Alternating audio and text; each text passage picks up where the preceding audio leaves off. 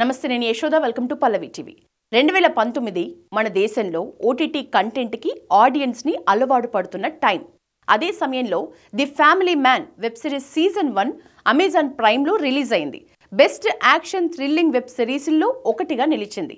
Gripping screenplay, intensive సీన్లతో డైరెక్టర్లు Raj and DK తీసిన ఈ వెబ్ సిరీస్కు మంచి ఆదరణ దక్కింది.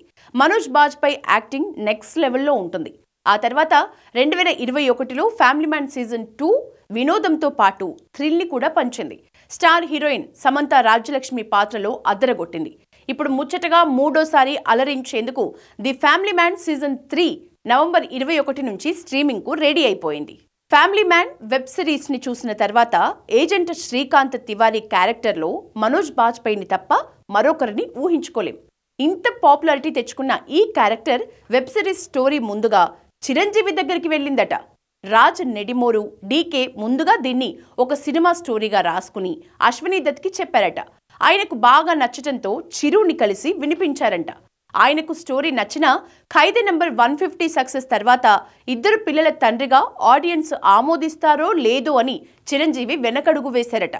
కావాలంటే కూతురు కొడుకు పాత్రల్ని తీసి పక్కన పెడదామని రాజ్ డీకే చెప్పినా చిరంజీవి ఈ ప్రాజెక్ట్ని సున్నితంగానే రిజెక్ట్ చేశారంట. ఆ తర్వాత ఈ స్టోరీని పూర్తి సిరీస్గా డెవలప్ చేసి మనోజ్ బాజ్పేయిని కలవాలని రాజ్ డీకే అనుకున్నారు. ఆయనకి ఫోన్ చేస్తే సిరీస్లో రొమాన్స్, వైలెన్స్ అన్నీ మితిమీరి ఉంటాయని భావించి అలాంటి ప్రాజెక్టులు చేయను అని చెప్పేశారట. మీరు అనుకున్నట్లుగా ఉండదు, ఒక్కసారి వచ్చి వాళ్ళను కలవండి అని రాజ్ డీకే సన్నిహితులు కోరటంతో మనోజ్ బాజ్పేయి స్క్రిప్ట్ని విన్నారు. తర్వాత తన ఆలోచనని మార్చుకున్నారు. ఈ విషయం మనోజ్ భార్యకు తెలిసింది.